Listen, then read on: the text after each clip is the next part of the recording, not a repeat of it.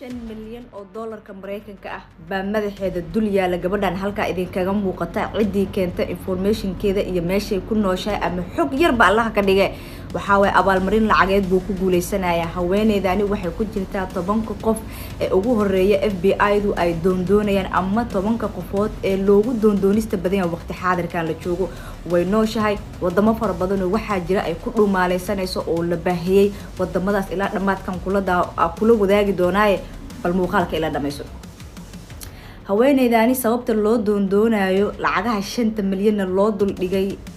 waxa u sii dheer inay tahay gabadha kaliya ee ku jirta listiga FBI-da iyo Interpol-ku ay wada raadinayaan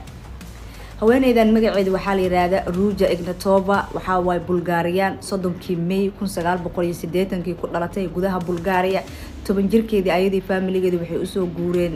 Jarmalka halkaas wax ku baratay halkaas ku barbaartay ilaa iyo heer jaamacadeed shaqooyinkoodii ugu horeysay markay jaamacadda dhameysay kadib xataa Jarmalka ku bilowday shaqadii ugu horeysay gabadhan yani shaqooyinkii ugu horeeyay ay gudaha Jarmalka intii ay joogtay ka qabatay waxa kamid ahaa kambanigan oo ay ka noqotay la taliyaha guud sidoo kale waxay u wareegsatay Bulgaria waxay halkaas ka shaqo bilowday yani xarunta ugu weyn maalgashiga gudaha Bulgaria oo dhan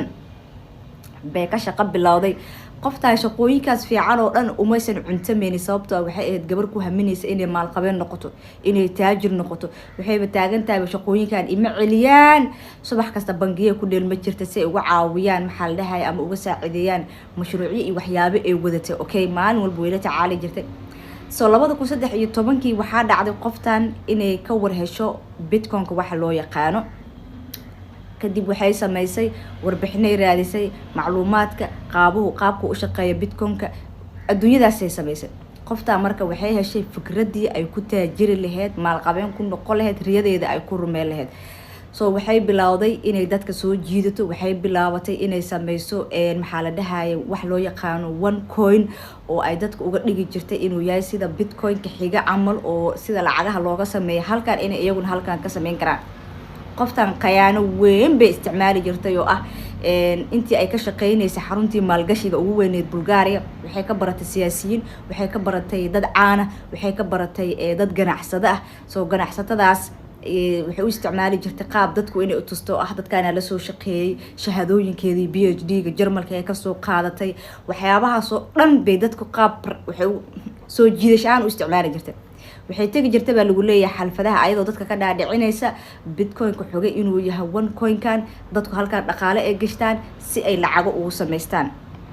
seminaarada ka qayb gali jirtay haddaba 2013 November ninka halkaan idinkaga muuqdo baa wuxuu arkay ayadoo stage ka qudbeynaysa sidii caadadeed suuq geen sameynaysa kadib qaabkii wax u tabinayso la dhacay asiga dadkan marketingka caalamiga ka shaqeeya yani waxyaabaha suuq geenta sameeyo waay qoftaan uu la hadlay wuxuu dhahay qof iyo dhiila wada galeena suuq geen ila sameey alaabaan aniga suuq geeya oo qaabka loo yaqaano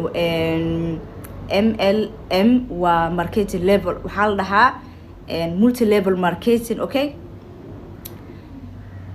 aan isla shaqeysano qoftii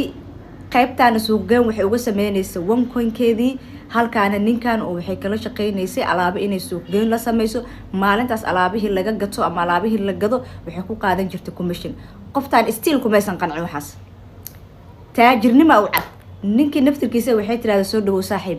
waxaan inta naga deysad qaaba ku taajirina noo hayay barnaamijka ila suuq geey adiga suuq geynta ku fiican tahay anigana waa ku fiicanahay dadku soo jiidasho waa sameey barnaamijku waa bilaabay adiga dhinacaaga ila soo galgaraba kaaga baahanay meeshan waa ka wada shaqeysanaynaa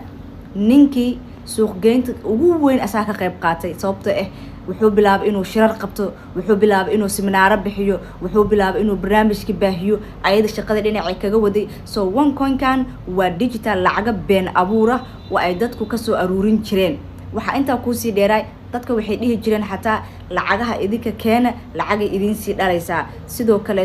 waa inaad dad kale wakiilo ka noqotaan oo aad dad kale keentaan dadkaas markaad keentaan lacaga kale ku sii qaadanaysid bal fiiri yaa xasuusta Soomaaliya mar lacaga dad laga aruursan jiray oo dhigi jiray lacaga keena lacagtina lacagay idin dhalisaa maxal dhahay dad hadaa keentaan dadkaas lacag kale taa la idin ku siinaya oo dadka lacagaha iska diri jireen kadib lagala goosan jiray exactly tabti oo kale u shaqeynayso qoftaan dadku waxa la dhahay dadkeena lacaga la idin ku siinaya lacaga idinka keena lacagay idin dhalaysaa lacaga meesan u dhalaynin sida Bitcoin-ka oo kale qoftaan dhaqaali ayaga aruursanayeen waxay dhaqaale aruursatabo 3.5 milyan oo dad oo dunida daafaheeda ku nool oo Afrika ku nool oo Aasiya ku nool oo Yurub ku nool bay horta lacag ka xayubsadeen se waxay yuubsanayeen qofta 2017 ba miriqdeeda la waay sababta waxay ka war heshay dadkan ileen waxay rabaan lacag moogta lacagood in lacag u dhasho keena la dhahay rabay qofta waxay ka war heshay in la baadi goobayo in baaritaan ku socdo in booliisi adduunyo ay jiraan way carartay Bulgaariya ka soo tagtay waxay ka soo degtay Greek lacagta ee dhunsatayna waxa waaye 4.5 bilyan oo dollarka Mareykanka marar qaar waxa lagu leeyahay khasaaraha baaxadda markii la fiiriyo 15 bilyan way gaarayaan sababta dadka lacagahaas ay ka qaadaysay dad waxa jira guryahooda gaday hantidooda guurtada ah bixiyay dad waxa ku jiraan maxaa kale la dhahay lacagtoodii keedka xataa way dhiibay sababta qof lacag meel iskaga taal hadii loo lacagtan lacag ku dhalaysa wasoo wada bixinaa moogta hamiya galaaye marka horena suuq game fiican u sameeyay qoftan wadamada laga baadi goobayo waqti xaadirkan ya maadaama la waayay oo waxyaabihi ay sameynaysa la baarbaaray xataa YouTube bay furteen oo qoftan halkaan ka arki kartaan wadamada laga baadi goobayo waqti xaadirkan waxa waaye Jarmalka oo ah halkii ay ku soo barbaartay waxna ku soo baratay Bulgaariya oo ah meeshii ay shaqada iyo Bitcoin-ka ka bilowday Greek oo ah meeshii ugu dambeysay ee markay ka soo tagisay la ogaa Bulgaariya ee ka dagtay inuu Greek ahaa ba ayadana laga baadi goobayo waxa kale oo laga baadi goobayo Turkiga oo tuhin soo galay ah in ay kaga sii gudubtay markay tagtay Greek waxa lagu leeyahay waxa kale oo laga baadi goobayo Dubai oo la sheegay inay guryo ka gadatay qoftan waxa laga baadi goobayo Russia qaybo kamid ah South America sida Brazil iyo Venezuela halkaasna waxa joogan dadka adduunka la baadi goobayo maafiyada tuugada qoftaan sababta halkaas looga baarooyna waxay tahay waxa laga cabsi waxa tuhun soo galay ah inay maafiya la saaxiibtay ayagu ay kala shaqeynayaan qaabkii ay isku qarin lahayd boodhikaarana u sameeyeen soo maafiyada adduunka dhinacaas aad ugu badan yihiin qoftaan waxa kale oo laga baadi goobayaa dhinaca markii la dhaho Aasiya wadamada Philippines iyo China